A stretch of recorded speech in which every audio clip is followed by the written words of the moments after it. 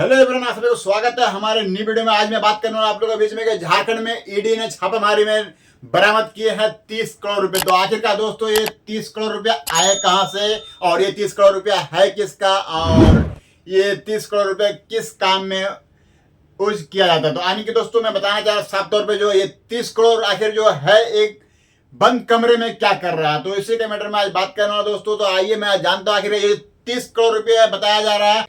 जहांगीर आलम मंत्री का चीफ सचिव का नौकर का घर बरामद होता है 30 करोड़ रुपया। आखिरकार ये 30 करोड़ रुपया ईडी का हाथ कैसे लगे, तो जैसे कि दोस्तों बताया जा रहा है कि जो कुछ रोड के कामों पे जो लगाया जाता है विकास के काम में, उस जगहों पे 10,000 की एक छोटी सी रिश्वत के मांग के वह छानबीन अगर करने लगे। छानबीन करते हुए जब मालूम चलाया गया कि आखिरकार ये जो पैसे जो ले रहे हैं कहा, तो उन्होंने शिकायत का दर्ज भी कराया कुछ लोगों ने। तो जब इस पे जब ईडी पूरा अच्छी तरीके से छानबीन करने का मालूम चला है कि उन्होंने स्वीकार किया है कि हाँ हमें 2 से 3% के जो होता है वो कमीशन मांग बैठते हैं इस चीज का। यानी कि आप साफ तौर पर अगर माना जाए तो एक बहुत ही बड़ा मान तो घूस बोला जाए।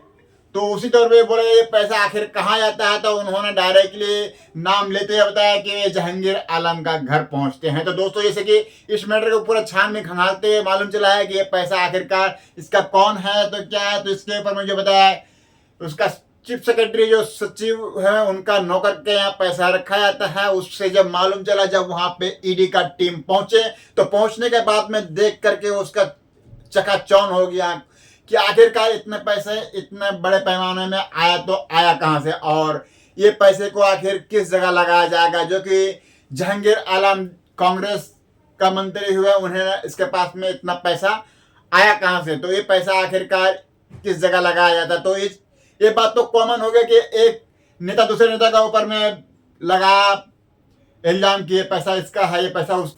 लेकिन आजकल के दौर में बताया जा रहा है ये बात कि कोई भी नेता अपने आप में सुधार आने की सुरक्षित नहीं है। कोई भी दूध का धुले तो है नहीं, सभी के यहाँ कुछ ना कुछ होता है। बट इसमें ये जो पैसा है असल तौर पे ये पैसा है किसका, तो ये पैसा हम गरीबों जनता का है कि जो खून पसीना बहा करके जो कमाते हैं, जो अपना टैक्स भर के जो पैसे को जमा करवाते हैं देते हैं ताकि हमारे विकास के लिए काम में लिया जाएगा।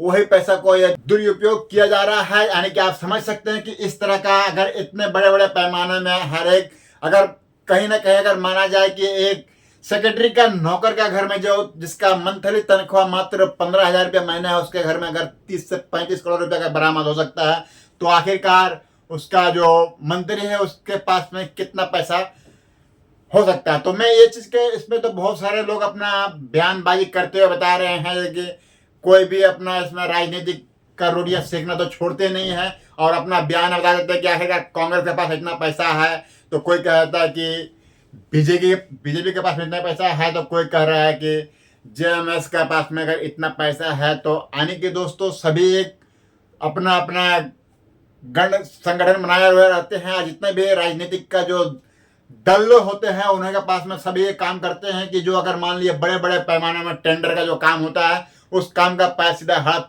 कर दिया जाता है और वो वहाँ पे काम ही नहीं किया जाता। तो इस तरह में झेलता कौन है, परेशानी कौन उठाता है, वो हम गरीब जनते हैं। तो दोस्तों इस चीज़ का मैटर में ये कह रहा है आप लोग इस चीज़ में सपोर्ट करके जो आखिरकार इतना बड़े बड़े पैमाना अगर खंगाला जाए हर एक नेता के पास में, तो ऐसा जरूर काला धन निकल कर सामने आएगा। और ये जब इस तरह का जब सामना पूरा निकल के जब आएगा तो हम लोगों को उम्मीद है कि जो इतना बड़ा जीडीपी जो गिर चुका है तो वहां पे सुधार आ सकता है। तो दोस्तों इसके बारे में आप क्या कहना चाहते हैं, मैं आप लोगों के बीच में ये इसलिए नहीं लाया कि ये कांग्रेस का नेता है या फिर बीजेपी का है या फिर इसमें झारखंड मुक्ति मोर्चा का है।